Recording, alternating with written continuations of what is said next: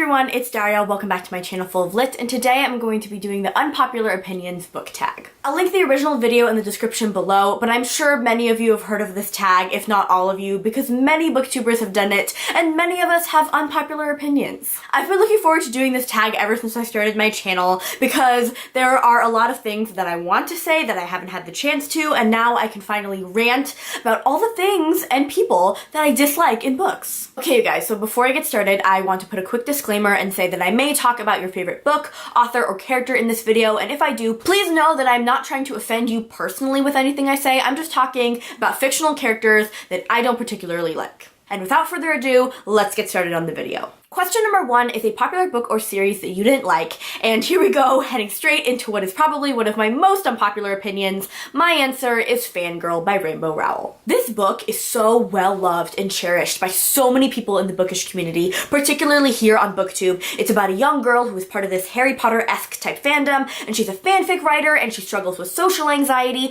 People reread this book annually, like that's how much they love it, and I am definitely not one of those people. People were raving about this book when it first came out, so naturally I got on the hype train. I went out and picked up a copy thinking I would love it as much as everybody else, but I found that when I read it, I just spent so much time skimming through pages because it was just such a slow book for me. And don't get me wrong, I love slow burn plots. I love character-driven stories, but I just couldn't get into this book. It was way too slow for me. In fact, I think I spent so much time just skimming the pages of this book that I don't even really remember what happened. Kath was an alright main character. I didn't connect with her the way that a lot of other people did, which is very odd considering that I too am a fangirl who struggles with anxiety, so you would think that Kath would be the most relatable character I've ever come across, but that sadly was not so, and really you guys, this book was more of a chore to get through than it was a pleasure. I might have to give this book another try, you know, maybe now that I'm older I'll like it more, but it's not really that high on my list of priorities. Question number 2 is a popular book or series that everybody else seems to hate but you love. Now this was a tough one because so many books that I love are also well loved by other people,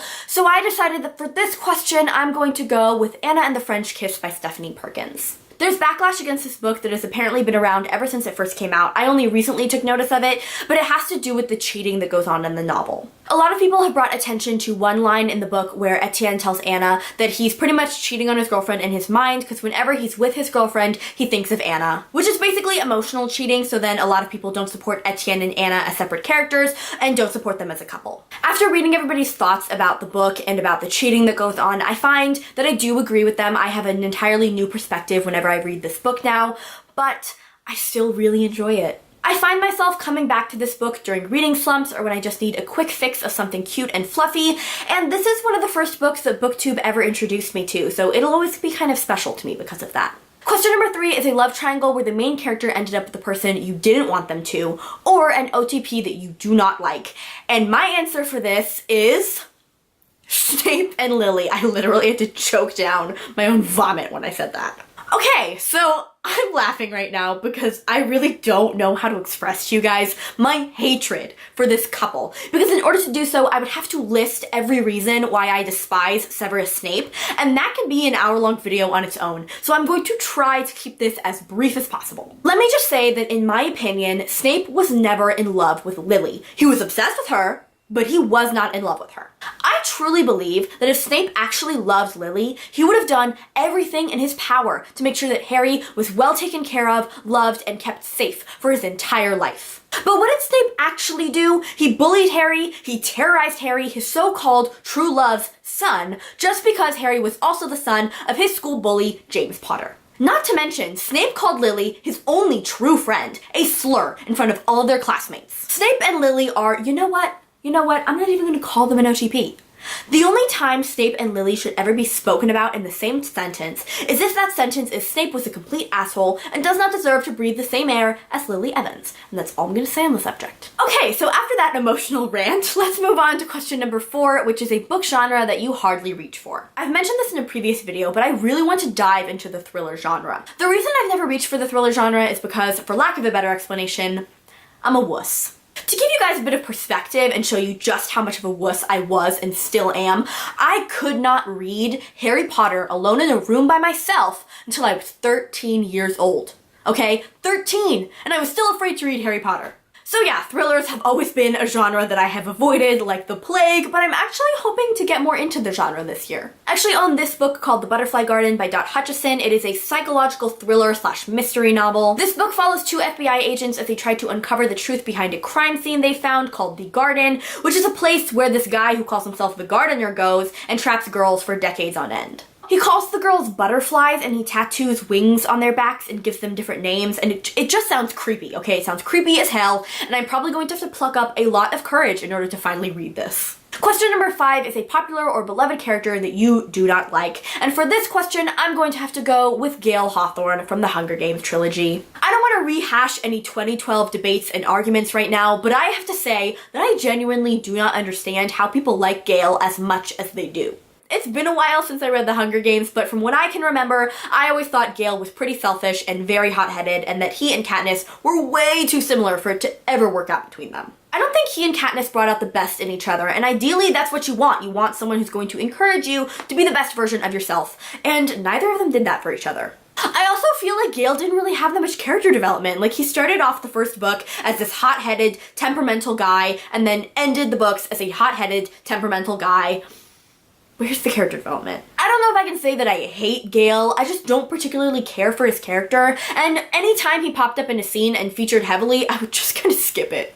Question number 6 is a popular author that you just can't seem to get into. For me, the answer has to be Sarah Dessen. I know she is so well loved by so many people, and yet I have tried so many times to read her books and have not finished a single one. I'm pretty sure I've tried to read Just Listen about 6 times in my entire life, and every single time, I have not pushed past 50 pages. I own 3 Sarah Dessen books at the moment, and to this day, I have not read a single one. And it's not even like I don't want to read her books. I really, really do. They're highly rated on Goodreads. So many people seem to love her as an author, but I just can't seem to get into her books. Question number 7 is a popular book trope that you are tired of seeing.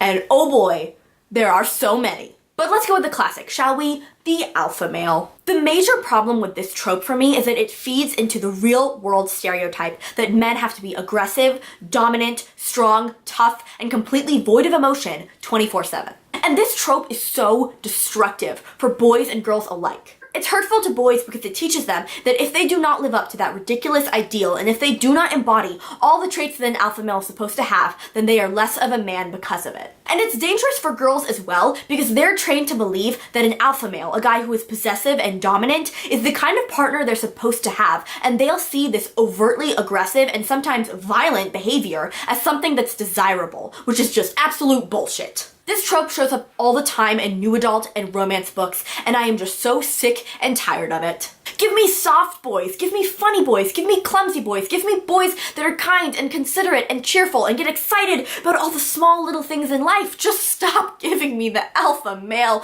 Let it die. Question number 8 is a popular book or series that you have no interest in reading, and for me, this has to go to The Raven Cycle by Maggie Stiefvater. I'm not gonna say never because who knows, maybe down the line I'll end up picking up this series and really enjoy it, but for now, I have no interest in reading these books. I've heard varying opinions about these books. You either love this series or you absolutely despise it. There really seems to be no in between. The one reason I'm still intrigued by these books is because of the characters. So many people adore the gang of characters in these books, and so I want to get in on that. I want to know why people love them so much. But I've also heard that these books can get very convoluted and confusing, and sometimes you have no idea what the hell is going on because of the flowery prose, and I just can't do that right now. So I'm just gonna put this series on hold indefinitely. Question number 9 is the saying goes the book is always better than the movie. But what movie adaptation or TV show adaptation did you prefer over the book?